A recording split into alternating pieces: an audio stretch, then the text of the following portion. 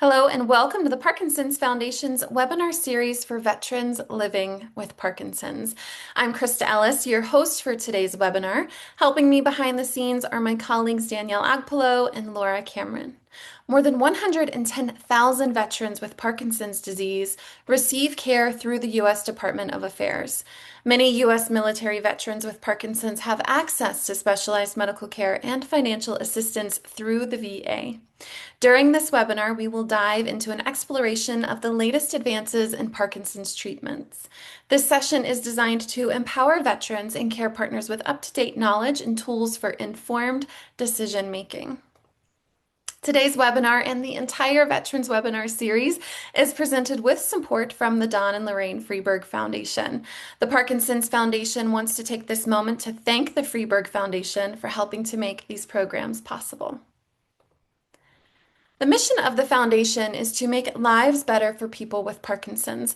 Whether you are living with Parkinson's, caring for someone with Parkinson's, or working to end the disease, we are here to support you. To achieve our mission, the foundation pursues three goals: to improve care for everyone with Parkinson's, to advance research toward a cure, and to empower and educate our global Parkinson's community. Today's program is a great example of one of the ways we are doing to help us meet these goals. The Parkinson's Foundation hosts weekly education and wellness programs through our PD Health at Home virtual programming. Join us for Mindfulness Mondays, Wellness Wednesdays, and Fitness Fridays. Most of the PD Health at Home programs are recorded and posted on the Parkinson's Foundation's YouTube channel. With your smart device, you can scan the QR code on the screen to connect to our YouTube channel and browse our archived videos. You can find out more and register to attend our live PD Health at Home programs at parkinson.org/PD Health.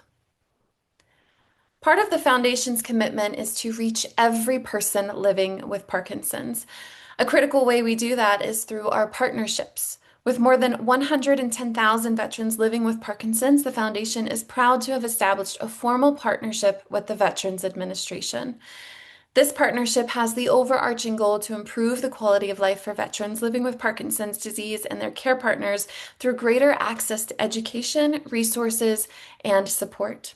I'd like to invite you to visit our webpage and explore the resources offered by the Parkinson's Foundation that can support your navigation of living with Parkinson's as a veteran.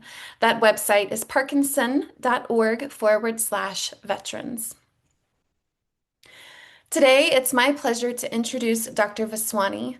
Dr. Vaswani is an assistant professor of clinical neurology at the University of Pennsylvania and an attending neurologist at the Philadelphia VA, where he specializes in Parkinson's disease and movement disorders. Dr. Vaswani has a particular focus on advanced therapies for Parkinson's and leads the Deep Brain Stimulation Program at the Philadelphia VA. He also serves as Associate Fellowship Director for the Penn VA Movement Disorders Fellowship. Dr. Vaswani, we're grateful to have you here with us today to share your expertise. I'll pass the mic to you. Good afternoon or good morning, depending on where folks are, everyone. Thank you all for joining. It's my pleasure to talk to you today a little bit about today's treatment landscape and how we are advancing care and new options for the treatment of Parkinson's. I want to start off by thanking the Parkinson's Foundation and the Freeberg Foundation for this invitation and for supporting this program. I think it's so important to be aware of your treatment options and know what's new and what's out there. It's a really important part about taking advocacy for your own care. And so thank you all for joining. And with that, we'll get started. I'll mention I have just a few disclosures. I do work with the companies that make deep brain stimulation devices. We're going to be talking about that a little bit later. And I have worked with a number of foundations and work on some clinical trials. I am going to try to use the generic names for most of the medications as we go through this talk. We're going to be talking about a lot of medications today, or a few. But I will try to also include the brand name really for familiarity and for clarity, though many of the meds, some of the meds that we're going to talk about do have generic equivalents that are essentially the same. So stepping back for a moment before we dive into the cutting edge, the latest and greatest treatments, I just want to start by giving us a little bit of a big picture, which is that The holy grail in Parkinson's has been and remains finding a cure, something that reverses or slows down the progression of Parkinson's. We don't have that yet. Stay tuned to hear a little more of an update on that from my colleague in a few moments. But we do have, notably, many effective treatments. So we have many treatments that we call symptomatic. They make the symptoms of Parkinson's, whether it be the slowness, the stiffness, the tremor, the cramping, the constipation, et cetera. We have a lot of medicines that can help those symptoms. And that's important because that's what helps people's quality of life. It helps you be more able to do the things you want to do every day. And we are fortunate that we have a lot of options for treatments of symptoms. And so customizing that treatment approach for each person individually is, I think, a really, really important a part of the care of people with Parkinson's disease. And so we are increasingly sort of adjusting the approach that we take for each person. And so having these options is wonderful, but also presents sort of a huge spread of choices, which can be daunting at times. So I want to start off with just a quick poll just to get everyone kind of engaged and awake and paying attention, which is, and just for me also, to get a sense for what your biggest challenge right now is in managing Parkinson's disease. And you can answer for yourself, or if you're here as a care partner, you can collect I'm a care partner or chime in as to your family members' challenges.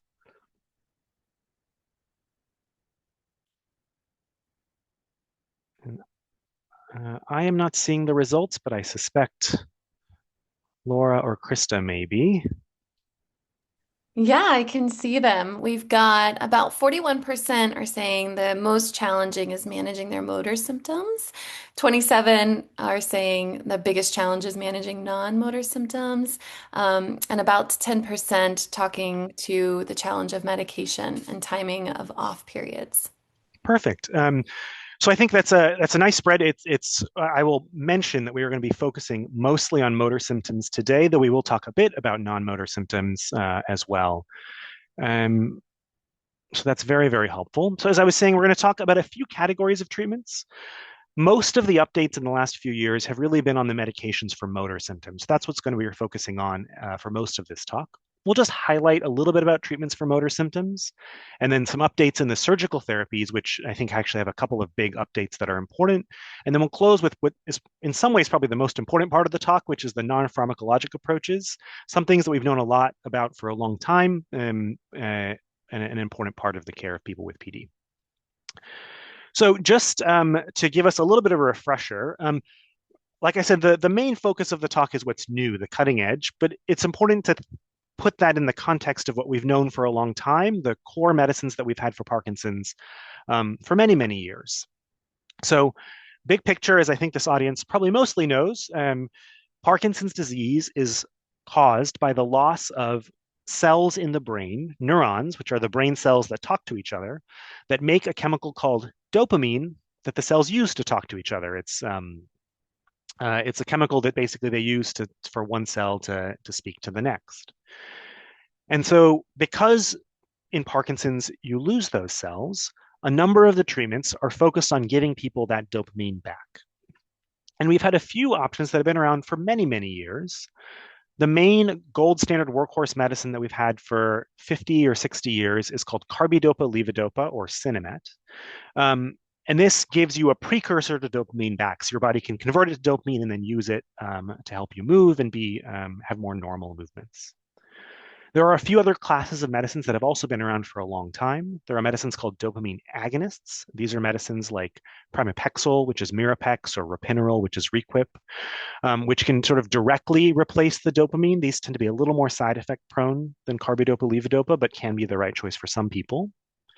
And then there's a few medicines, I think actually this is highlighted a little better on the next slide here, that instead of replacing the dopamine that's in the cell, prevent the breakdown of the dopamine that you have or that you're getting from these other agents, and make it last a little longer. These are called the MAOB inhibitors. These are medicines like rasagiline or Azilect or selegiline, or COMT inhibitors. This also prevents the breakdown of the dopamine you have, which these are medicines like entacapone and opicapone. So, a few medicines we've had for a long time. And I think an important point to make is just because I'm going to be talking about new stuff, it doesn't mean that the old options are bad. In fact, I still find, and most of my colleagues find, that regular carbidopa levodopa still remains the gold standard workhorse medicine, the first option I use for almost all of my patients, and the one that I stick to for the majority of my patients. And still the gold standard used in many clinical trials. Most of these new agents are sort of look at carbidopa levodopa as their comparator in many cases. So just because it's new doesn't mean it's better necessarily. It just really depends on your personal situation. We're going to talk a little bit about which situations these new options are good for. So, like I said, I usually start with regular carbidopa levodopa. And I think it's also helpful in context to think about the progression of Parkinson's disease and how these medicines work over time. So early on in Parkinson's, regular old carbidopa levodopa is often an excellent choice. I'm going to orient you to this graph because understanding this idea, I think, is a big part about understanding some of the advances we've had in the last few years. So early on in Parkinson's, folks have a pretty big window, this green area here, where you feel good. So when you're in this window, that's what we call your on time. And usually when you're above this window, that's when you have dyskinesias. Usually when you're below this window is when you're off or have tremor. And so early on in Parkinson's, folks lose dopamine cells. Your dopamine level starts a little lower than the green bar. You can see that in the morning here in the left panel. And so you take medicines to bring that dopamine level up in one way or another, and that puts you in the green range earlier in the day. And now those levels go up and down a little bit, but early on, because that window is nice and big, folks stay in that green zone. And so they take another dose shown by the next blue dot, and then another dose, usually taking the meds 3 or 4 times a day. And they stay in the green zone all day. And if they're a little early or a little late, not such a big deal. Folks are able to feel good, that is, be on without side effects for the majority of the day. But unfortunately, Parkinson's is a progressive condition. And one of the ways that it progresses, as we think about this figure, is that that green bar gets narrower and narrower. And so as you can see, it gets a little bit trickier to keep yourself in that green zone. And so a med might kick in a little well or get absorbed a little quickly, and you may overshoot a bit and get a little dyskinesia. You take another dose, the second blue dot in that middle panel, and then maybe it runs out a little early or you're a little late with the dose and you turn a little bit off. You get a little bit more tremor or stiffness.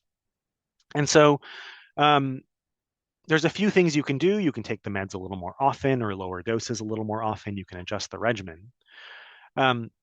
But a number of the advances in the last few years have been really about trying to keep you in your green zone, have you feel on without dyskinesias more hours of the day in a steadier way. And so that's been the main updates in the last few years, as addressing what we call motor fluctuations, those ons and those offs, those ups and those downs that folks get from their Parkinson's disease motor symptoms. So the first few updates really have to do with extended release versions of our current medications. So you can imagine if you're having ups and downs, having an extended release version might smooth things out. And one of the new-ish, I'm going to go in chronological order a bit here, extended release versions is a extended release version of a medicine called amantadine, which we've also had for many, many decades. The brand name of that extended release version is called Gocovri. It was approved by the FDA in 2021. And it gives you more of those green hours shown in this figure from the paper in this dark green box. The dark green box, the amount of time you're on without dyskinesia goes up by, in this study, 4 or 5 hours for folks on average. And so this medicine can help smooth out your day, one of the extended release versions of medicines to do that. There was another extended release version that was just approved now about a year and a half ago, middle of 2024, by the FDA, called Crescenz, that is carbidopa levodopa Sinemet extended release. And this is a medicine that says, you know what, we want to try to stretch out the way the medicines work, make them last a little longer. And so it puts these beads of short and long acting carbidopa levodopa mixed together. And then with what the company calls a mucoadhesive polymer, basically makes it stick a little bit in your intestine, so that you take the pill and it sticks a little bit in your intestine, and then it slow releases the medicine over a little bit of a longer period of time. And this medicine also helps people have a smoother day, a little more on time. This figure here is showing that the immediate release, that is IR, carbidopa, levodopa, CDLD. For people in this study, we're lasting about 2 hours per dose. They're picking people who are a little bit further along, getting a little bit of those ups and downs. And they found that this extended release version gave them an extra hour and a half or so per dose. On average, for example. So another way, an extended release version that you can try to smooth out your day, have less ups and downs. Um, and these are all fine and well. This is a great tool and it can be really effective for some people, but wouldn't it be nice? One of the nice things that I wish we could do, and we now can do, spoiler alert, is give people a steady level of dopamine. That is, instead of having any up and down, even a smoother one, like in this dark blue line, give people something like the green line that is just a steady dopamine level all day. And this, I think, has been a really big update for people who need it, a really significant update in our armamentarium, the tools we have to treat folks. And there are two pumps that actually both came out in the last year or so, a little over a year now. One is called Vyalev, the brand name. It's a phoslevodopa, phoscarbidopa pump. So the basic idea of these medications is instead of taking a pill, which gets absorbed in your stomach and then kicks in and wears off, and you get those up and down curves of the medicine kicking in and wearing off, it would be really nice if we could just drip in some way this medicine steadily into you so that you could have a steady day. And we have had one way to do this for about 10 years. That's called duopa or carbidopa levodopa intestinal gel. And this was where they would put a tube in the stomach and you could carry around a pump that would drip the gel into the stomach or just past the stomach to help you have a steady day. The downside was that of that one was mostly that you had to have a tube put in your stomach, which is a surgery. It's essentially a feeding tube that we're not using it for feeding. And so that was a barrier for a lot of people to use that therapy. And so we now have two new pumps that are much easier to access. And these are both what we call subcutaneous pumps. That is, instead of putting a tube in the stomach and dripping the gel into the stomach, you put a little sticker on your skin and it drips the medicine directly underneath your skin. Your body then absorbs it, and you can increase the rate or go up or down on the rate of the drip to give yourself a little more or a little less medicine through the day. And so you can see that shown in the picture on the top right, the person with the sticker on their stomach, a little bit of tubing, and then a pump that they're carrying around all day. And this can be really effective for folks. It can really smooth people's day out. I'll show that number in the next slide. But there's a couple of downsides, important that we talk about both the upsides and the downsides of these medicines. And there are sort of two big categories of downsides. One is that you have to deal with the pump. And so every morning you have to take a syringe, which you can see shown in the left picture, and you have to put it on top of a vial and you have to pull up the medicine in the syringe. You have to put it inside the pump and close the pump, connect some tubing, put the sticker on your belly, and then hit start on the front of the pump. And then you have to carry the pump around all day. I will say this turns out for most of my patients not to be such a huge deal. I think the coordination is unfortunately something that is tricky in Parkinson's, but because folks can be on the pump all day and all night, usually folks don't feel too bad in the morning and are able to get through that part without too much trouble. The other downside of the pump is it can cause a little bit of skin irritation. It turns out that the medicine's a little bit irritating to the skin, and so people get little bruises. You can see a picture shown here of someone with a bruise or the skin reaction. So they get what look like bruises, I should say, on the belly as they at the infusion site. So you change your infusion site between every 1 and 3 days, and then these tend to heal up. Occasionally, though not often, people do need some antibiotics if they look a little worse than the one you can see here. I think I took out the slide with the graph, but this does work and it gives people 3 to 5 more hours of good on time per day in the clinical trial. There's another pump that came out that's called Onapgo, which is a different medication called apomorphine. That pump is a little bit physically smaller, but the same idea. You have to have the medicine that's connected to some tubing that you put a sticker on your belly and it drips the medicine underneath your skin in a steady way. This one I use a little bit less because it tends to have more side effects, tends to cause a little more lightheadedness or dizziness, low blood pressure. So I tend personally to use the first one, which is Vyalev, though this one is a little bit smaller if the size of the pump is a barrier for you. So two options to smooth out your day with medications, and then two new extended release versions of medications that have come out in the last couple of years. So suppose you try these and they work, they smooth out your day a little bit. They help avoid some of the ups and downs. But maybe the pump doesn't work quite as well as you'd like. It's a little bit too much of a hassle to carry around, or the skin reactions are too much. There is, and I will say, not a new option, is another option that is available for folks that are having a lot of ups and downs, a lot of motor fluctuations, which you can see in that figure on the top right. And this is called deep brain stimulation.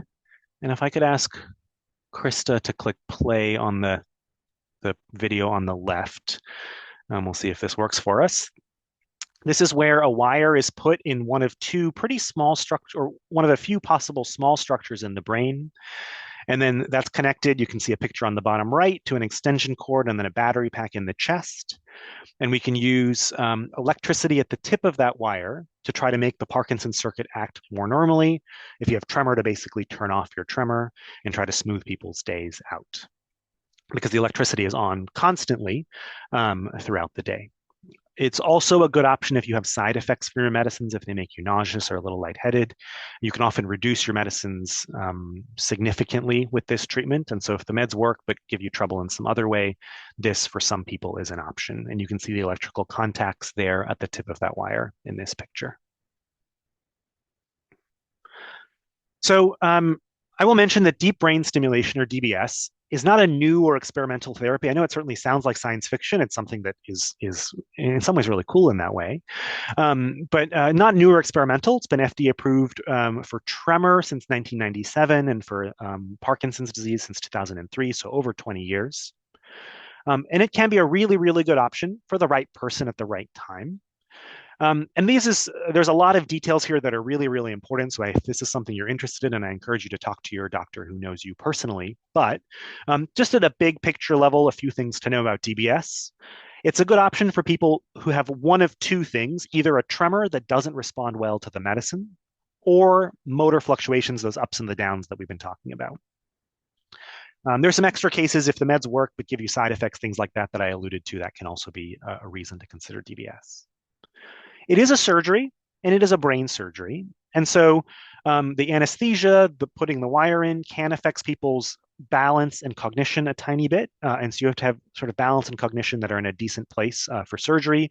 Your general health in terms of your heart and lungs and all of that also have to be in a good enough place where having a surgery is safe for you. And I think the most important thing to know when you're considering DBS, the biggest predictor of success, is knowing what it helps and what it doesn't help.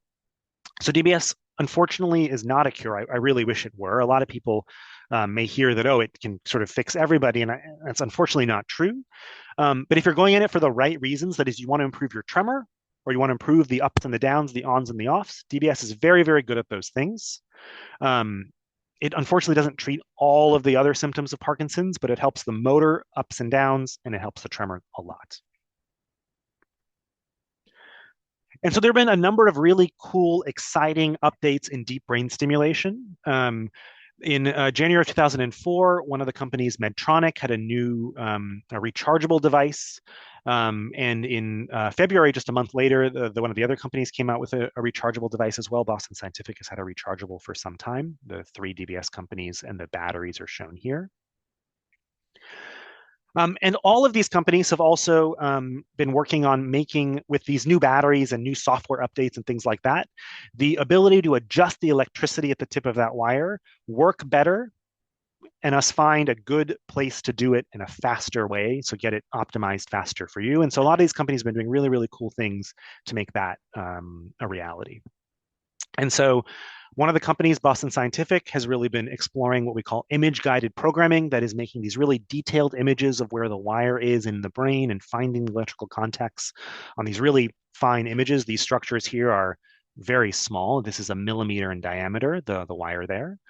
And then using this to guide us and saying, hey, look, you might want to stimulate on this spot or that spot in an effective way, or doing really complicated shapes of electricity to try to help people get better faster. One of the other companies, Medtronic, has been developing this really cool technology called brain sensing, where they use the wire that's in the brain to listen to your brain activity while you're going about your day, walking around, having breakfast, whatever. It listens to your brain activity. And that has been available for a few years, allowing us to use the sound of the brain at different spots on the wire to try to pick a good spot quicker.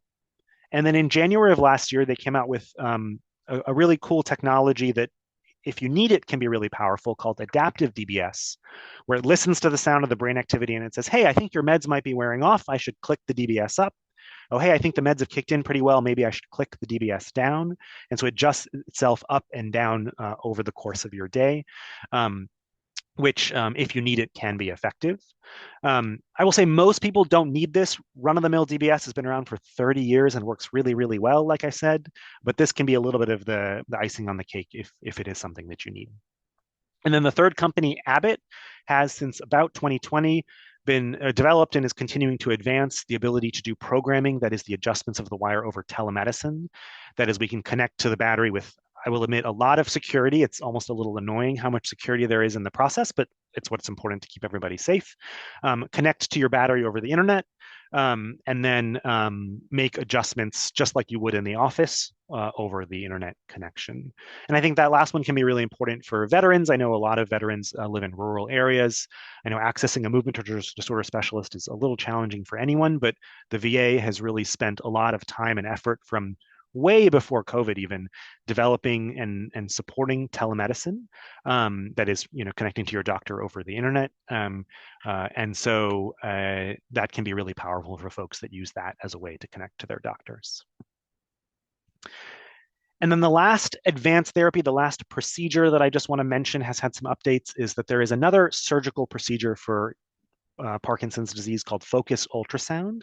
This is where they use sound waves to burn a hole, and you can see the little white spot there, and inside that yellow circle is the hole that they've burned in one of the areas of the brain. And this can be a treatment that is useful for some people. The main advantage of this compared to the deep brain stimulation, the wire, is that it's one and done. So they burn the hole in this spot in your brain, and then that's it. But that is also the main disadvantage. With deep brain stimulation with the wire, I can adjust the electricity, and over the years, if you need a little more stimulation because your symptoms have progressed, I can turn it up. If you get a little side effect, a little speech problem or a little balance, I can turn it down or shape it in a different way. The main disadvantage of ultrasound is it's one and done, though it's also nice that you don't have to come back for those adjustments and manage the device. I will say I find for Parkinson's disease in particular that focused ultrasound is a little more side effect prone, and people can be stuck with those side effects. So for most patients, not everybody, but for most patients, DBS is a better choice. But that discussion is more complicated than just the 3 or 4 sentences I'm saying here. And if this is something you're interested in, again, I would talk to your doctor about your individual situation. So like I said, we were going to spend the majority of the time talking about treatments for motor symptoms, both the medications and the surgical approaches. I'm going to close, not close, but talk briefly about the non-motor symptoms and then non-pharmacologic approaches, and then we'll talk about VA care in just a minute. So I think I don't have to tell this audience too much about this, but we know that we focus a lot on the motor symptoms, the tip of the iceberg here: tremor, stiffness, walking problems. But there are a lot of symptoms, what we call non-motor symptoms, that is anxiety, blood pressure problems, mood changes, cognitive changes, bladder problems, constipation, things like that, that affect people's quality of life in many cases more than the motor symptoms. For most of these symptoms, we treat them the same way in people with Parkinson's as we do outside of Parkinson's. And so I will say, big picture, I'm not going to list off the medicines that come for each of these because there's a long, long list for each of them. But the big picture is that we treat them similarly inside and outside of Parkinson's. So I think the most important thing to know about non-motor symptoms is that they are or can be connected to your Parkinson's, and so that it's important to tell your Parkinson's doctor or your primary care doctor about them, so that they can be addressed. Just recognizing that they're there and that they're a part of this condition is, I think, the most important piece to getting the treatment that you need. And then last, but certainly not least, like I said, probably the most important thing I'm going to say today is something we've known for a long time is that it's not just about medications or surgeries, but lifestyle factors, in particular exercise, is also an incredibly important part of the care of folks with Parkinson's disease. And the Parkinson's Foundation has a nice flyer about this and a lot of material online that I encourage you to look at. Um, but the long and the short of it is that exercise is the only thing we know that slows down the course of Parkinson's. It's the only, not quite cure, but sort of in that space treatment we have. And so it's really, really important to exercise. Some of my colleagues will write prescriptions for exercise in the office, and we should be doing more of that. So really, really important to know that this is also a big part of your treatment approach. It takes a team, and physical and occupational and speech therapy can also be a very big part of that team. And so if you don't see a Parkinson's therapist, occupational speech or physical therapist, worth asking your doctor if that would be appropriate for you and getting a referral to see them. All right, so that's the bulk of the talk, which is the updates and the advances in the care of people with Parkinson's disease in the last couple of years. I'm going to spend the last 3 or 5 minutes I have talking about veteran Parkinson's care.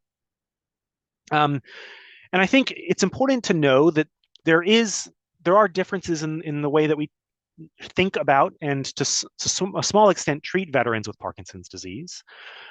We know that veterans are at increased risk for Parkinson's disease due to exposure to certain chemicals that folks may have had while they were serving. So, for example, the biggest known ones are Agent Orange and other herbicides for folks that served in Vietnam. Also, folks that were at Camp Lejeune in the 50s to the 80s, there's exact dates online on the VA website and I think the PF website as well. That has also been associated with Parkinson's disease, and the VA recognizes both of those exposures and will sort of consider Parkinson's a service-connected condition if you have Parkinson's and have those exposures. Also, another very big part about sort of veteran care in Parkinson's is that there are benefits related to conditions related to your service. And the PF actually has a really nice summary of this, as does the VA website, but the PF summarizes it very nicely. And so worth checking that website out for the benefits that are relevant for you. And beyond this, the specific considerations, the VA is also, I think, a unique pathway to access care and really specialty care. Treatments only really work if you can access them. So this cool new list of exciting things we have, if you don't have a doctor to talk to about them, hard to get them. And we're very fortunate to have, and both Dr. Cunnercutt and I work at what we call the PADRECs, which are the Parkinson's disease sort of centers of excellence, essentially, in the VA.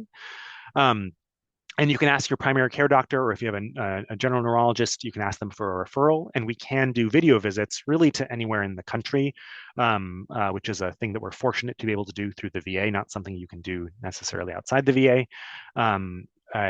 If you live far from one of our sites. I think I lost my slide here, but there are 6 PADRECs. There's one in Philadelphia, one in Richmond, one in Houston, one in San Francisco, LA, and then a pair that are considered together in Portland, Oregon, and Seattle, Washington. And so encourage folks to ask their primary care doctor or their neurologist for a referral if that's something you're interested in.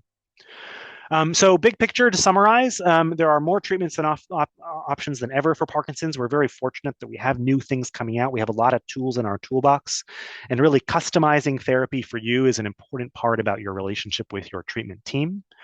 It's not just about medication. I know I didn't talk as much about exercise and working with the therapist, but that's probably the most important part of the care of people with Parkinson's. It's the only thing we know that slows down Parkinson's, and it really takes a village and a team, both you and your caregivers, support groups like the Parkinson's Foundation, as well as your physicians, your case manager, your social worker, your nurse, your neuropsychologist, your surgeon. All of those people really go into having a really good team for the care of Parkinson's disease. And so we're fortunate that it takes a village and that we have a village, and we certainly have a village within the VA as well. And so I encourage you to reach out to us at the PADRECs, or if you have a great neurologist in the VA already, that's wonderful. I encourage you to chat with them if any of these treatments seem like they'd be appropriate for you. So with that, thank you. I will pass it back to Krista to take it from here. Thank you, Dr. Vaswani, for enlightening us about the latest advances in Parkinson's treatments and also acknowledging that managing Parkinson's disease is multi-dimensional. I'm looking forward to asking you some questions that we're getting from our community here. Now we're going to turn towards advancing discoveries in research. We'll talk clinical trials and looking ahead. I'd like to introduce our second speaker for today's webinar. Dr. George Connercott is a physician scientist and assistant professor at the University of Pennsylvania and the Philadelphia VA Medical Center. He specializes in caring for people with movement disorders, including Parkinson's disease, with a particular focus on at-risk populations. His research explores how factors like protein misfolding, environmental exposures, and inflammation contribute to neurodegenerative disease. Through this work, Dr. Connercott aims to better understand where and how Parkinson's begins and to identify new biomarkers that can improve diagnosis and care. Dr. Connercott, thank you for being with us today. Thank you for the introduction, Krista, and thank you for the opportunity to speak to you all today. It's really, I think, an important topic to talk about research and clinical research, and particularly as it pertains to veteran populations. So glad to be here. Um, I'm just going to show this financial disclosure slide just to mention that I do have research funding from various organizations, and I have a couple of consultancy roles, and like Dr. Vaswani may mention some off-label uses of medications, and I'll try to mention stick to brand names, but sometimes um, sorry, stick to generic names, but sometimes we'll use brand names just because they're easier to say. Um, all right, so we'll open with just a question just to get a sense of where everyone is. How comfortable are you with your understanding of how PD research happens?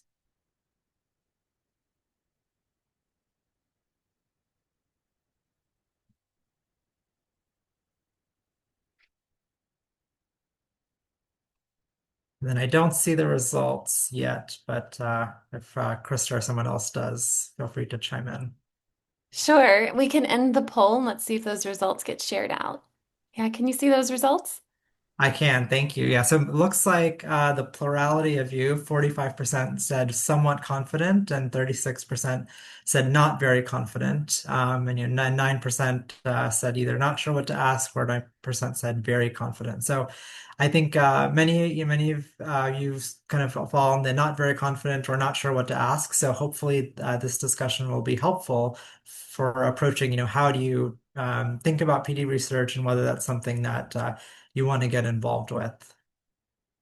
So we'll talk about, what is clinical research, why participate, and then think about and talk a little bit about how does it happen and how do we get from an idea that someone may have in a lab or treating a patient, and how that gets to actually treatment and gets approved down that pipeline. So first, just to talk a little bit about what is clinical research and how, what are the ways in which it can happen. So there's a few different ways to break it down. So one is just by how the study is designed. And so in the leftmost group, we think about observational studies. And so this is where researchers are observing or collecting samples, biospecimens. So thinking about, taking blood samples or spinal fluid samples, recording, how someone walks or how taking measurements on tremor, and thinking, using those observations to understand various things.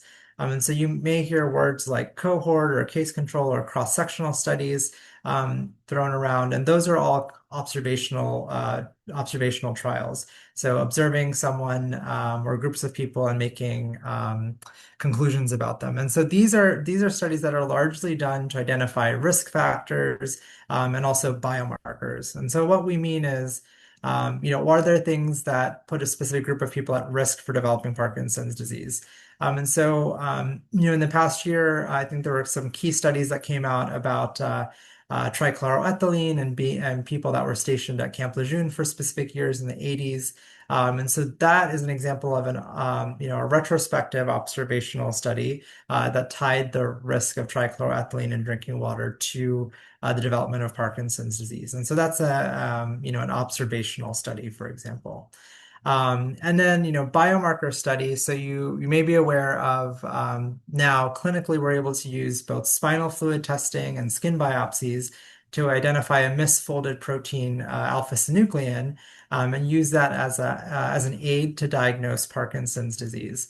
And those biomarkers came out of these observational studies looking at large groups of individuals who have Parkinson's disease to identify those biomarkers in the skin and the spinal fluid. And so that's how these observational studies can be helpful, not necessarily to develop a specific treatment, but it helps us to better diagnose or better prognosticate, tell who's going to progress faster versus more slowly if they have Parkinson's disease. And then the next really big bucket is interventional studies. And so these are studies where we're trying to figure out whether a therapy actually changes the course of someone's disease. And there can be different kinds of interventional studies. So they can be randomized or non-randomized, and I'll talk about that in a second. But the overall goal of an interventional study is to test whether a drug, a device, or some sort of behavioral change can influence an outcome, or ideally for Parkinson's disease, it's whether it improves symptoms or changes disease progression. And so an example of that may be like testing a new physical therapy protocol or testing a new exercise regimen. That's considered an interventional trial. And that would be, it'd be helpful, right, if you showed even, okay, we have a group of people with Parkinson's disease, and their caregivers participate in a program. And then we measure, okay, did that program actually help with the Parkinson's patient's symptoms, or they reduce the stress that a caregiver is experiencing? That would be an example of an interventional study. That's not necessarily a clinical trial. And then, clinical trials are really the backbone of how we develop therapies. And you may hear about, clinical trial went through the Food and Drug Administration, the FDA approval process. So clinical trials are really the gold standard for how we get different therapies approved and get them into clinical use. But a clinical trial really is a subset of an interventional trial. We are taking a group of people and having them undergo some sort of intervention, and seeing whether it worked or it didn't. And so these are prospective trials, meaning they're happening in real time. Or recruiting people into a study and having them undergo the intervention or not, and seeing what happens to them moving forward. And these are really controlled. There's a lot of regulation around them. There's a lot of safety checks, and they're often randomized, meaning that you go into the study and you may not really have a choice in terms of whether you're in the arm of the study that's getting the treatment versus not getting the treatment. And sometimes, often there's what we call a placebo arm. You're in the arm where you're getting a mock treatment or a sham treatment that's mimicking the treatment but doesn't have the active compound or the active therapy, for example. And I'll have a little bit more information about the whole framework on the next slide. But Dr. Vaswani talked about the infusion pumps, right? All of those levodopa infusion pumps went through this kind of clinical trial framework, and you might have heard in the news, right? Phase 3 trial results came out for this drug and the levodopa infusion. So that's an example of a clinical trial. And specifically for Parkinson's disease, can think about the types of clinical research that are going on in terms of being either disease modifying, so somehow being neuroprotective, and the goal of those is to slow, halt, or reverse neurodegeneration. And later on, I'll talk a little bit about big groups of therapies that are undergoing investigation for the purpose of being disease modifying. And as Dr. Vaswani already mentioned, right, we don't have any FDA approved therapies that are disease modifying, but that is really the holy grail of what we're trying to achieve with clinical research in Parkinson's disease. And then the other category is symptomatic therapies or functional improvement. So even if it's not changing the course of your disease, it still makes you feel better on a day-to-day basis, or it's treating some sort of motor or non-motor symptom, or a dyskinesia as a side effect of the treatment that we're giving you for your motor symptoms. And so there's a whole host of those that Dr. Vaswani already talked about that are approved and actively being clinically used, but there are many that are under investigation as well. And I'll mention a few of those in a few slides. So this is a slide that I put up here to talk, just kind of give you a sense of like how long and what does it take to really get from point A to point Z. So a lot of these ideas and therapies come out of either studies in the lab, in a test tube or a dish, or observation of with clinicians like me and Dr. Vaswani who observe something in their patients and want to test it out. And so that then has to go through kind of testing in what we call basic science research or preclinical models before they even touch humans to show that, okay, there is a benefit. So we have to show, okay, in cells in a dish, this compound has a benefit, or maybe we're making rats exercise, for example, right, and showing that that has a benefit for a Parkinson's disease, rat mouse or rat model. And so that can take up to a decade or longer sometimes. And then we move into studies that are actually looking at humans and the effect on humans. And those are phase one, and those are looking at really just safety and what dose can we, safely use in humans. And so you can see that takes a couple of years. And they move on to phase two studies, which are looking at, in a small group, how efficacious is it? How effective is it? And then are there side effects that we need to watch out for and monitor for? And again, kind of the scaling up of the safety idea. Like we want these therapies to be safe when we're using them and when we're testing them. So that again takes a few years. And then phase three is when really like we're testing, is this therapy efficacious? Is it going to be effective on a large scale? And this is where we usually use a placebo control to test. Okay, it's not just because we're watching people in a trial and we're giving them something, even if it may not work. Having that comparator to show that really there is a benefit over that placebo control group. And so that's where we're really kind of we get the most excited when there's a signal in the phase three trials. And then, along this process, the FDA is monitoring all of these at these stages for safety, for efficacy, for effectiveness. And then ultimately, the FDA has to undergo a review of all of the data and say, okay, we think this drug is safe and effective enough to be used in the real world. And then the FDA will approve the drug. I'm making it sound a lot simpler than it is for the sake of time, but this is a long, complicated process, lots of rules and regulations around it. And then even after the drug or therapy is approved, there is post-approval surveillance that goes on to make sure, okay, are there things that are happening even after when we use this in the real world that are causing safety concerns? Is this therapy really as efficacious as when we were studying it in a controlled setting or in a more controlled setting? So that's ongoing as well. So you can imagine, right? Like this takes years, decades to occur. And like 10,000 compounds that are screened, only one may reach the FDA approval stage. So this is a really long, intensive process, and it takes, a decade or more, costing a couple of $1 billion to test. So this is a really difficult process. And there are certainly, like for things that look more promising, the FDA in the past decade has developed these accelerated pathways to kind of push things that really look more promising down the pipeline. Because we obviously don't want people, don't want you to wait 10 years for something that looks really promising to become used in the real world. So there are those pathways, and then there are Parkinson's disease specific programs that are trying to generate or help fast track things that look really promising. And so the Michael J. Fox Foundation, the Parkinson's Foundation, are involved in generating not only the funds but also helping with the go through the regulatory and approval processes for those therapies that look really the most promising.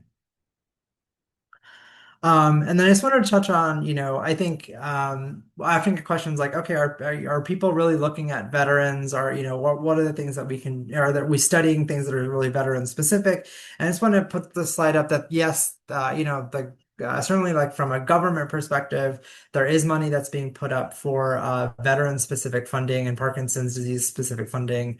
Yeah, and the PADRECs are one way, but there's also a Department of Defense funding that's independent of PADREC funding, that's looking at Parkinson's disease specific therapies, diagnostic tools. So that is in existence. And I think really that has come from like grassroots efforts from the Parkinson's Foundation, Michael J. Fox Foundation, and others to say, hey, we need to look at these things, and veterans groups, of course, to look at these issues. And I think, just to emphasize, right, like this is how we get funding, government funding for these important issues. And then I think along with government funding, right, comes funding from other private sources as well, and getting like pharmaceutical companies interested and really recognizing, okay, like this is an important problem and an important population to work with.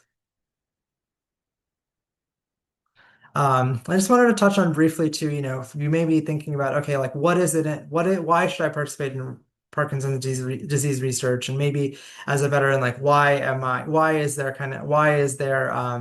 should I maybe not, or why is it more difficult? Why does it get difficult to participate in research?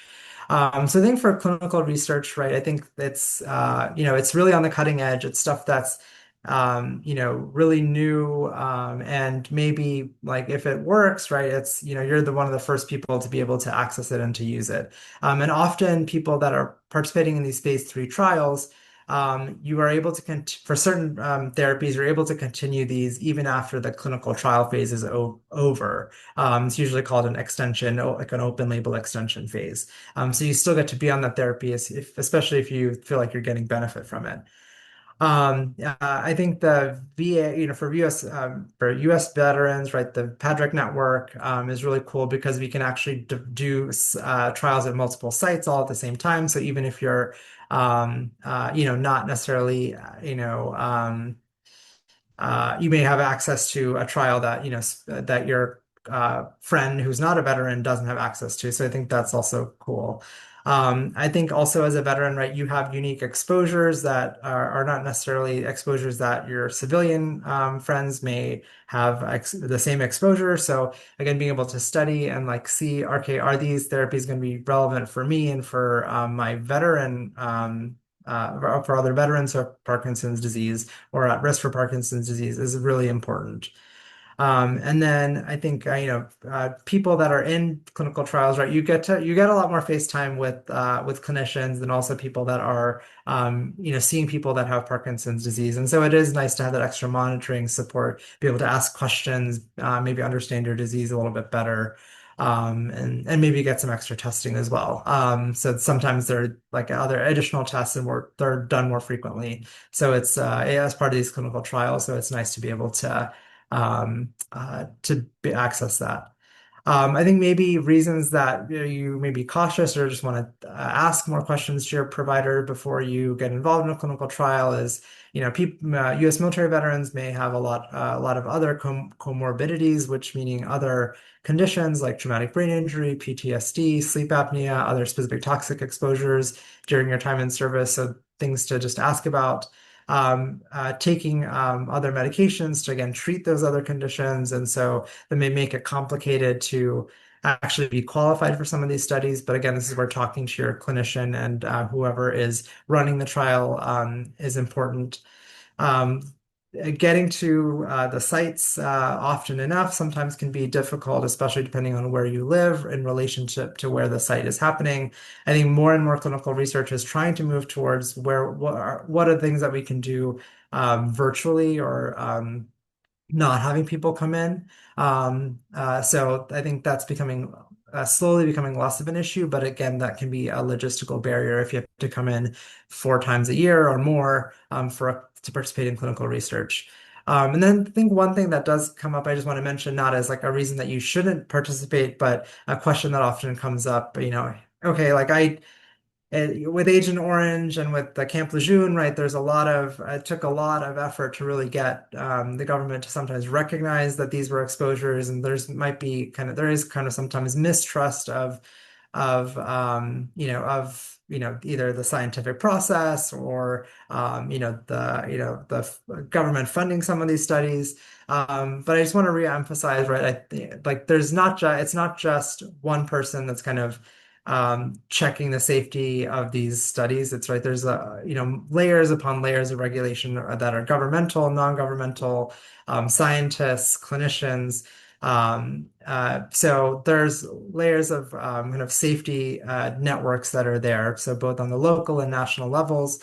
So, I think, I think it's reasonable to be cautious. I think, hopefully, this kind of layered safety network makes it you're actually like really difficult for a unsafe medication to get or therapy to get through.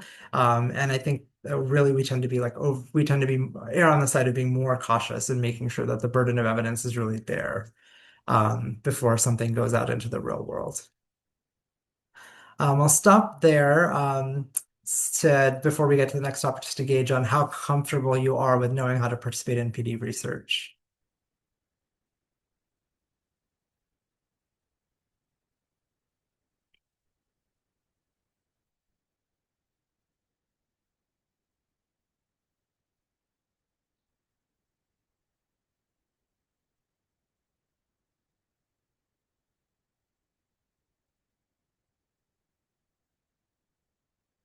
Okay, and the majority of you, 53% said somewhat confident, 13% were very confident, and 28% were not very confident.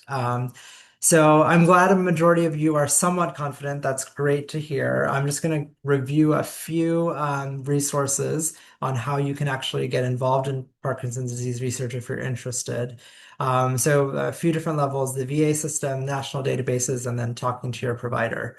So I think that the simplest way to figure out, okay, within the VA system, what are the trials that may be, or clinical research that may be available to me is actually to go to clinicaltrials.gov. It's a government website that lists all the clinical trials that are available for all conditions. And as a clinical trial, you are actually mandated to be listed on this, register on this website. So it's very comprehensive. For you specifically, you can set your condition here to Parkinson's disease, or if there's a specific symptom, like a non-motor symptom you're interested in, you could list that here. Because sometimes there may be trials that are irrespective of what condition you have, you're like trying to they may be looking just to treat a specific symptom and regardless of whether you have Parkinson's disease or not. The other important thing here, if you're looking for veteran-specific trial, is to put the term veterans here in other terms. And then there's a whole host of other eligibility criteria that you can specify, right? So your sex, your age, are you looking for phase 2, phase 3 trials, things like that. But I think the key thing here, right, is the term veterans and then Parkinson's disease or the other condition you're interested in. And so what I did was these are the two trials that are actively recruiting or not yet recruiting at the Philadelphia VA. And so you can also set your location, which I did for this search. So this is just an example of what the results pop up as. And so you can see that these are sponsored out of the VA. And if you were to click on the blue link under the name of the study title, it'll actually give you like probably more information than you need for this trial. And so It'll give you, who is leading the trial, what are the sites that are involved in the trial, the inclusion, the exclusion criteria. But I think most importantly, it is the contact information for how do you get more information about the study. And so that, if you click on that link, it'll list that out, and you can email that contact, and they should be able to get in touch with you about and talk to you really about, are you eligible for the trial? When might they be recruiting if they're not yet recruiting? Things like that. So you could certainly do that for the trials that are in your city or in your area. And again, I know this is a veteran-specific talk, right? But I also encourage you to look at, maybe there are trials that are in your city that are not necessarily veteran-specific that you may be eligible for. I'll also point you to the PADREC website. So if you search, I think the easiest way really is if you just search Veterans Affairs PADREC or VA PADREC. It'll come up in Google or another search engine.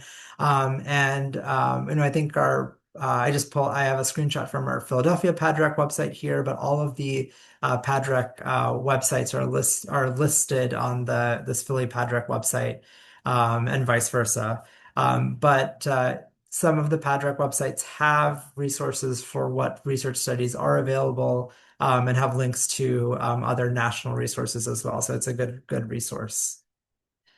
And then there are a few national databases that are not necessarily veteran specific, but are good resources to go to. So the Parkinson's Foundation website has several studies listed. The Michael J. Fox Foundation has a trial finder which lists Parkinson's specific studies, and so you can search there as well. And I already had pointed you to clinicaltrials.gov, but it's again a great resource for trials for Parkinson's disease, irrespective of whether you're a veteran or not. And then also talk to your Parkinson's disease provider, your neurologist, or even your primary care physician, right? How do you find out about research studies? And you can ask at at your local VA, or if you have a university affiliate, like University of Pennsylvania is a common one for our veterans. And then they really know what's best in terms of what studies you would qualify for, because they know, your comorbidities, what medications you're on, things like that. And they can also discuss, what kinds of studies are you comfortable with? Because I'll talk a little bit about some of the studies that are ongoing, but some of them are very, as I said, observational. They may just, want to do an exam, all the way to kind of, brain surgery. So it runs the gamut for what kinds of things that you might want to participate in. And I think the other thing that's helpful, right, is, it can even accelerate the enrollment or access to clinical trials if you talk to your clinician. And just because, right, I think just like any other industry, right, like word of mouth, hey, I have this patient that is super motivated, interested. Can I get them enrolled in the study? And, it's an email or a phone call, and it can accelerate the process. So I think that's also helpful. Um, and then I will also maybe stop here for this poll for how interested are you in participating in PD research?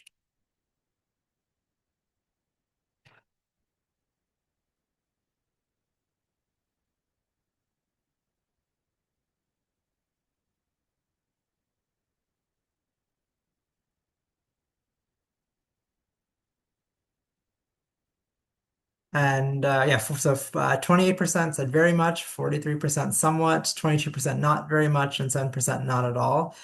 So it's exciting to see that there's a range here. And I'll talk a little bit about some of the PD research that is ongoing. This is by far not comprehensive, because there's just a lot going on.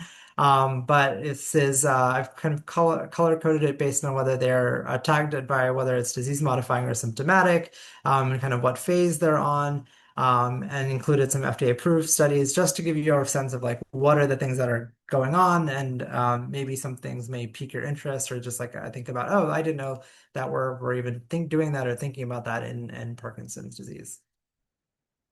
So the first kind of big group is dopamine receptor targeting. So Dr. Vaswani already talked about the idea that, and you can kind of look at the image in the top right, that right in Parkinson's disease, the release of dopamine is impaired in specific brain cell populations.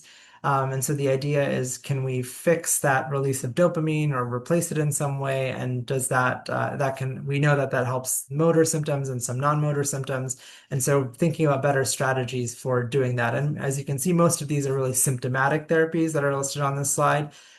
Because again, we're just replacing the dopamine that's not there. It's not fixing the underlying process.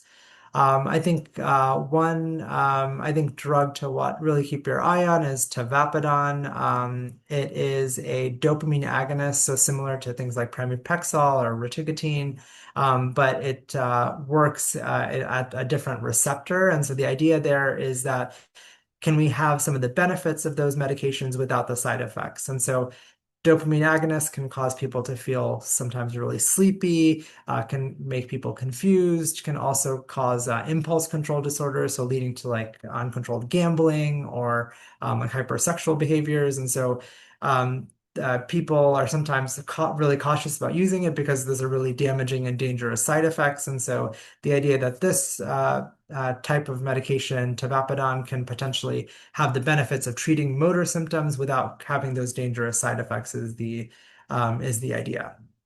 And so the FDA is reviewing this data, and so hopefully this year we'll find out whether there's some news about approval of the drug. And then there's some other drugs coming out. So this P2B00 being studied, P2B001 is a combination of a MAOB inhibitor plus dopamine agonist. So again, kind of a way to reduce pill burden. Vyalev or phosphocarbidopa is one of the infusion therapies that Dr. Vaswani mentioned. There's another related compound that's also in a phase 3 trial right now. So that will provide kind of a third option if that gets approved. And then this SER-252 is really like a subcutaneous version of the apomorphine. And so again, kind of a nice like alternative to maybe even the infusion therapies. And so that's the idea there, is to be able to inject it under the skin rather than being hooked up to an infusion pump. So those are kind of just a quick snapshot of those therapies targeting dopamine replacement. There's also many therapies looking at misfolded proteins.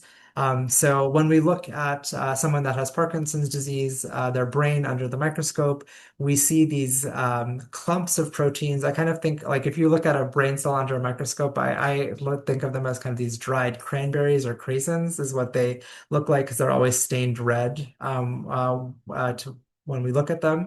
But you can imagine like these dried cranberries that are gumming up all of the brain cells in Parkinson's disease. And so the idea there is, can we remove those clumps before they form, or maybe even and help slow down or reverse the Parkinson's disease process. So similar to the anti-amyloid therapies for Alzheimer's disease, there's one antibody here, prasinezumab, that's given via an infusion. And the idea there is that it's supposed to remove the precursors to the clumps that form in the brain cells. And so there's some kind of trends in some of the early studies towards reduction. So they're studying this compound further to see whether there's a signal for effectiveness. There's also therapies looking at, can we like use vaccine-based therapy to actually have the body generate your own antibodies to clear alpha-synuclein, the misfolded protein. And then there's also a small molecule rulsolamine, and that is a molecule just like a chemical that also inhibits the aggregation of and clumping of alpha-synuclein. And there's also an interesting study looking at citalopram, which is SSRI, a drug that's often used for depression and anxiety. There's some evidence that actually helps reduce the accumulation of amyloid beta, which is the protein that clumps together in Alzheimer's disease, and about half of people with Parkinson's disease. And so the idea there is that, can we reduce cognitive decline in people with Parkinson's disease by reducing the amyloid that accumulates in people with Parkinson's disease. So again, this is just a snapshot of some of the interesting things going on. Um, and then there are several drugs that are being tested for genetic forms of Parkinson's disease. But we know that these pathways even are disrupted even in people that don't have genetic forms of Parkinson's disease. And so they're being tested in these genetic forms, but also people that don't have the genetic forms to see if they have a benefit. And these compounds range from being things that you take as a medication by mouth to ones that are injected into the spinal fluid around the brain to actually a virus or to a therapy that's genetic therapy that's administered via a virus that's infused into the blood. So again, these therapies are targeting similar pathways, but via various different mechanisms and routes of administration. So just again, an example of how you can kind of now have the option to kind of pick and choose maybe some therapies that you're particularly interested in if you're interested in research.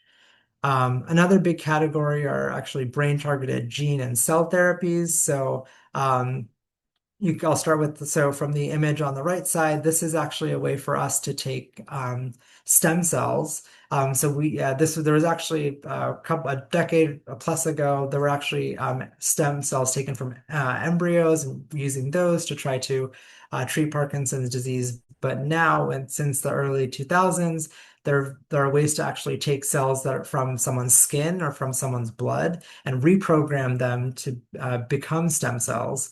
We can actually turn those cells into brain cells that produce dopamine in a dish in the lab, and then take them and inject them into the brain, into people's brains. Again, sounds a little science fiction-y, but we're actually doing this in clinical trials.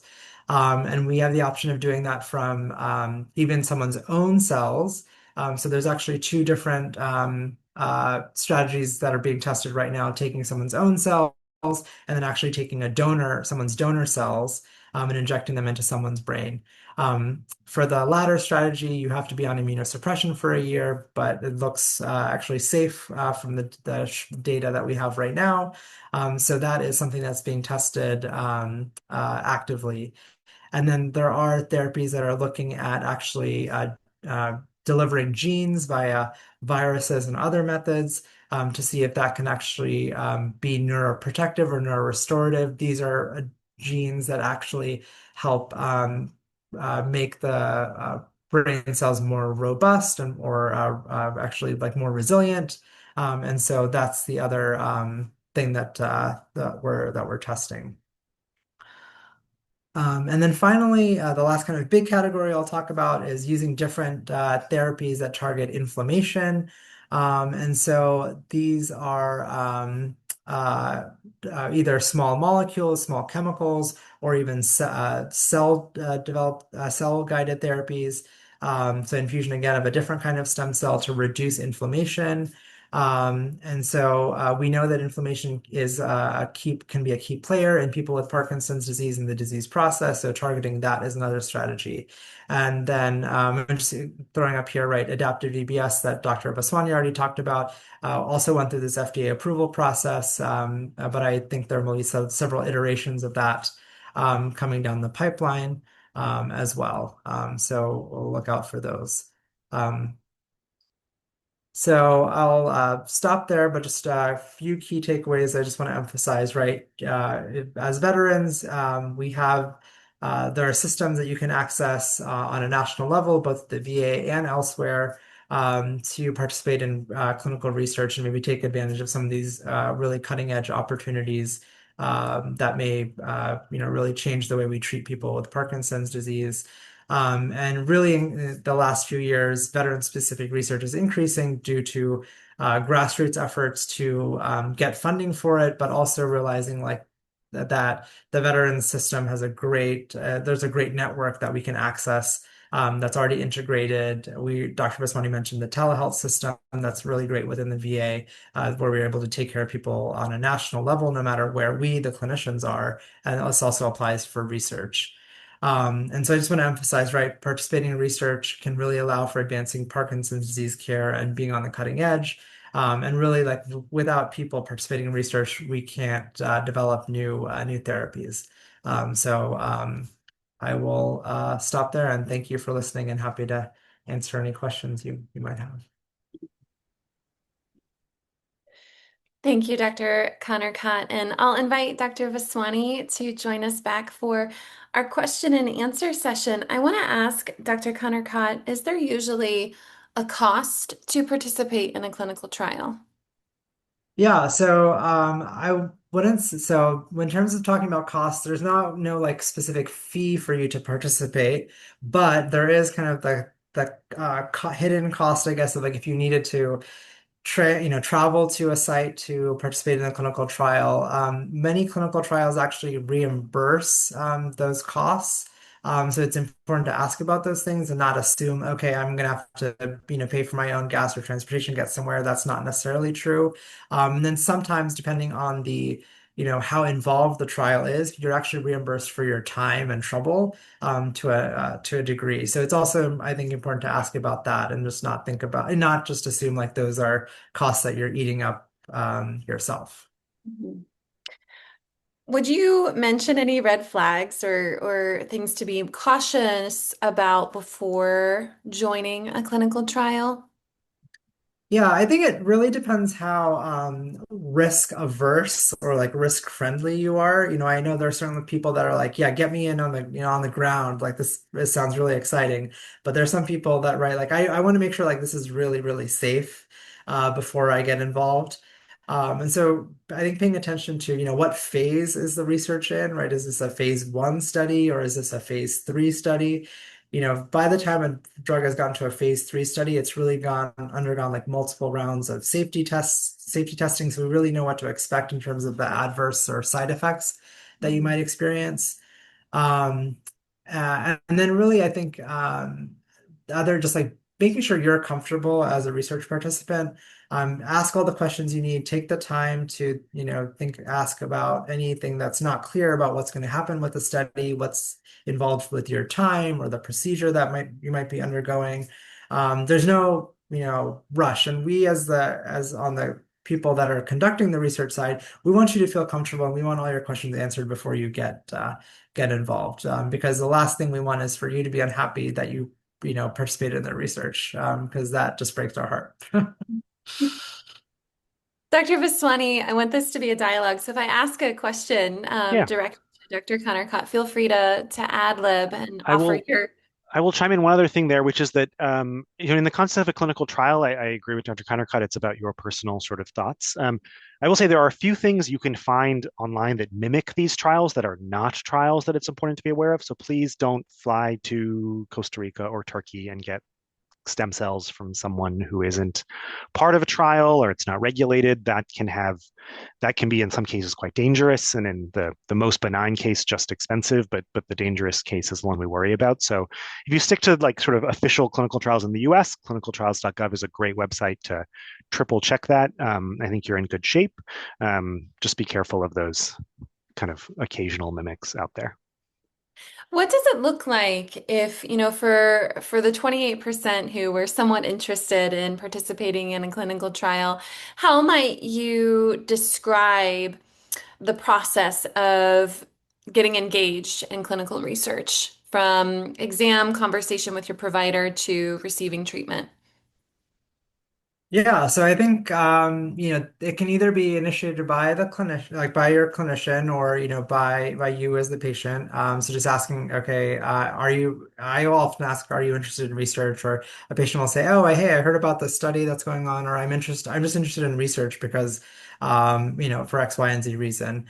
And so at that point, if you are interested, often we'll kind of talk about the options that are locally available. Maybe there are, depending on where you live. maybe for people that live in the Philadelphia area or like between like in New Jersey, a lot of times, it's not a big deal to drive to New York. We can talk about those trials that are, maybe at New York locations, for example. And so then the next step is usually either putting you in touch with the coordinator, a research coordinator, and that research coordinator will usually, call you or email you depending on your preference, and to kind of talk you through, okay, these are the studies that are available, based on what you tell them you're interested in doing or not interested in doing. Right. So if you say like, look, I want nothing that is, I only want to take, involved in studies that I take a medication by mouth. I want nothing that is an infusion or a surgery. They will only talk to you about the things that you want to do. And then they'll kind of get more information about, okay, if these are the things the studies you're interested in, what are the criteria, like what are the things that the study is looking for, and usually that's things like, maybe like how long have you had Parkinson's disease? What medications are you taking? Have you had DBS or not? So things that make you participate, that make you eligible for participation versus not eligible for participation. And then after that, usually we'll have what's called a screening visit where they really like go through a rundown of like a checklist of like all the things that make you eligible or ineligible for a trial more formally. And then there'll be usually another visit where you're actually formally enrolled in the study, and maybe even start taking the intervention if it's an interventional study. And for Dr. Vaswani, feel free to add anything if I missed out Yeah, on no, I it. think I think that was all the steps. At some point in the screening era timeline, they'll get formal consent. They'll go through and talk to you about the Right, risks right. and benefits and details, and then usually you either take the drug or the placebo for a couple of years, year or two, sometimes 6 months, sometimes a couple months, depending on the duration of the study. Some studies have a period where you take one medication and then maybe they switch you to placebo or off placebo. You usually don't know, so there can be different moments in time where you're being evaluated, and then there can often be when the study finishes there can be a little bit of a gap till the data is reviewed and folks we sort of see if it was successful. Sometimes in that period, they do what's called an open label extension, where whether you got the placebo or not, you can be offered the treatment for a little while. That can be sort of at the tail end of a study. So a lot of different structures as you go through the process. I know in my previous life of being clinical research coordinator, our participants received a lot more benefit beyond benefit from receiving the intervention. Could you speak to a little bit about some of the benefits that go with seeing your provider more often or being connected to what's driving our research forward?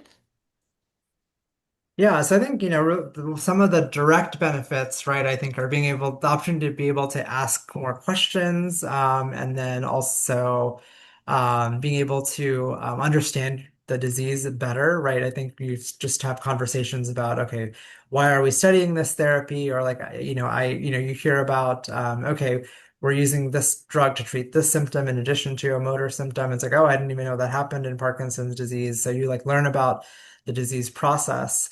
I think the other benefit, right, is like being able to connect with just other people that are interested in Parkinson's disease, whether that be other patients, other clinical research coordinators, and you just like learn, right? Like I think many of us have stories for why we got into this field in the first place. So, it's like for me, it's my grandfather had Parkinson's disease, and I hear these stories like all the time, right? So it's like builds that sense of community for people too. And Dr. Vaswani, you opened our webinar talking about current treatment options. And I just want to acknowledge those options would not be options without the research that Dr. Connercott alluded to. And I'd like for us to turn back to the treatments that are available. We have a question from one of our participants who shares that some of the medications, like the extended release carbidopa levodopa, aren't available where they live. Any recommendations if newer therapies aren't being offered in their area or maybe not covered by the VA? Yeah, so there can be both inside and outside the VA. I think that's important to acknowledge. A little bit of a lag in terms of when they approve, like the FDA approves a med, say today, it has to be reviewed. The pharmacy has to figure out how it's going to stock it and who's a candidate and when it's appropriate to give and work out with the company how to get it. And the company has to make enough. And so there can be a delay between the meds being approved by the FDA and available. And we as a group also evaluate if it makes sense. Some of these medicines can be expensive, not to you individually, but to the system initially. And we sort of think through, who does this make sense for? Is it giving people benefit, and in what way, and where should we prescribe it, and who's the right candidate, who is it safe for? So there can be a little bit of a delay in terms of having access both inside and outside the VA, and that delay can be months to sometimes a year. Um, I and getting things on formulary with either insurance company outside the VA or on the pharmacy can also be a delay. So, for example, the extended release Crescenz is something that we at our VA are sort of in the process of getting access to and can around now.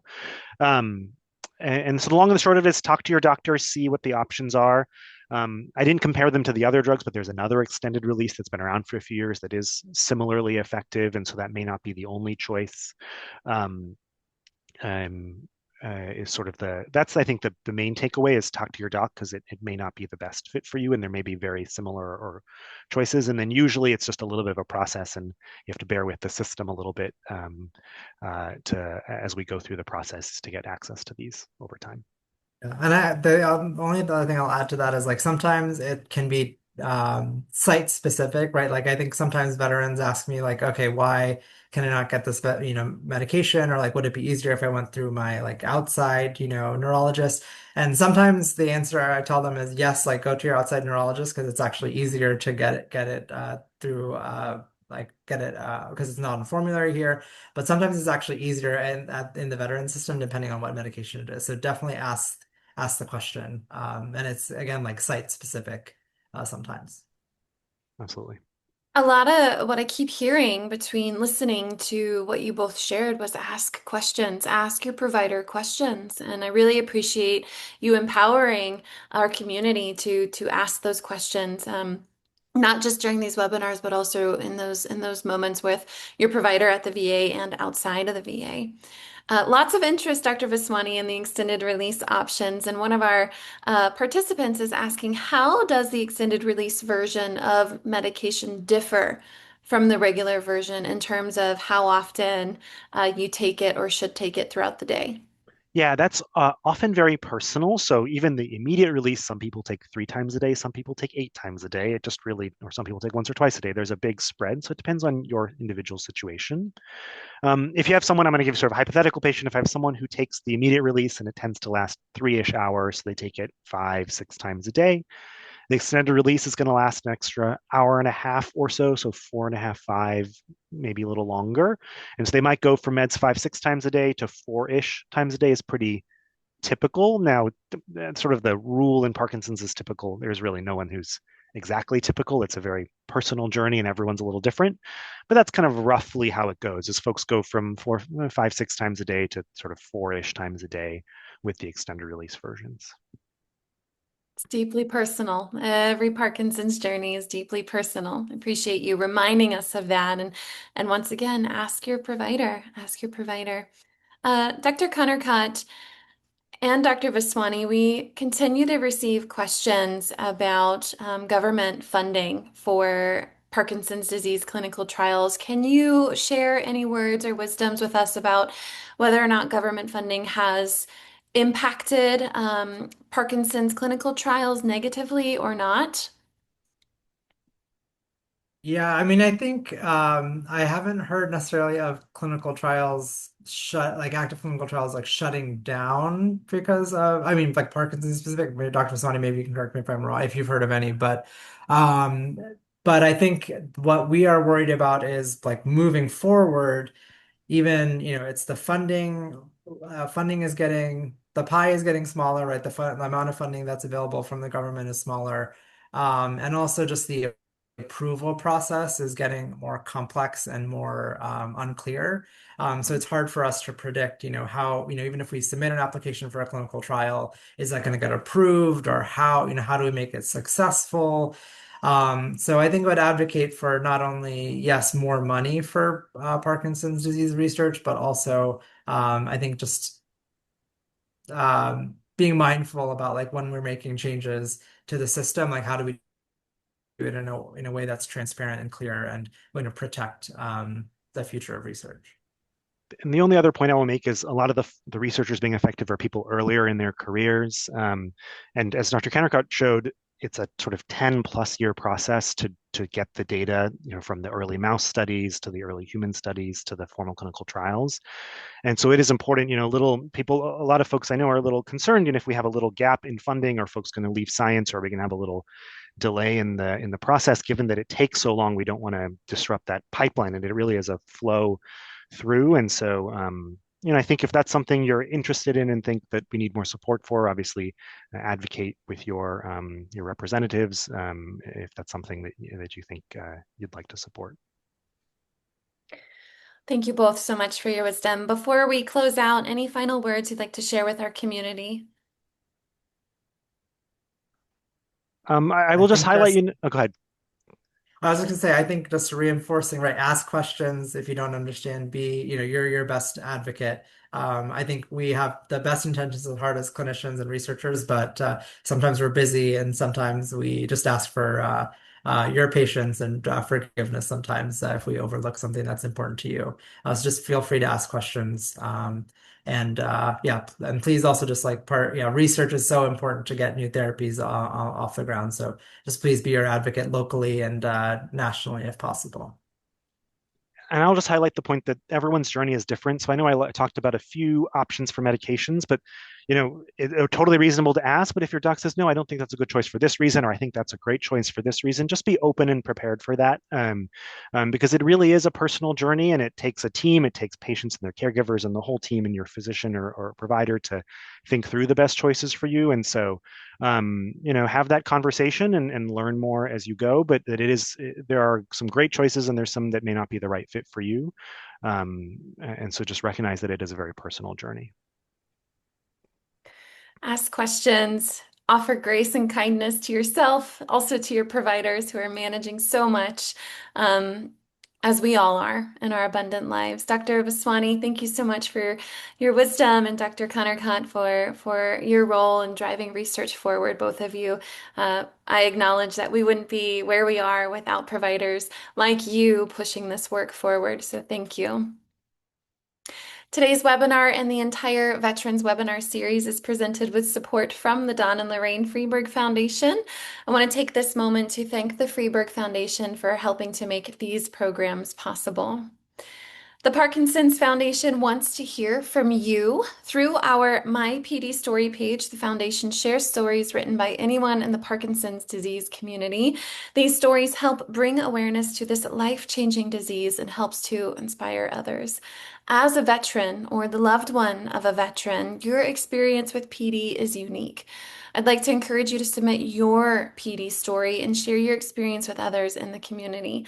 To learn more and to submit your PD story, please visit parkinson.org/mystory. Don't forget to visit our webpage and explore the resources offered by the Parkinson's Foundation that can support your navigation of living with Parkinson's as a veteran. That website is parkinson.org/veterans.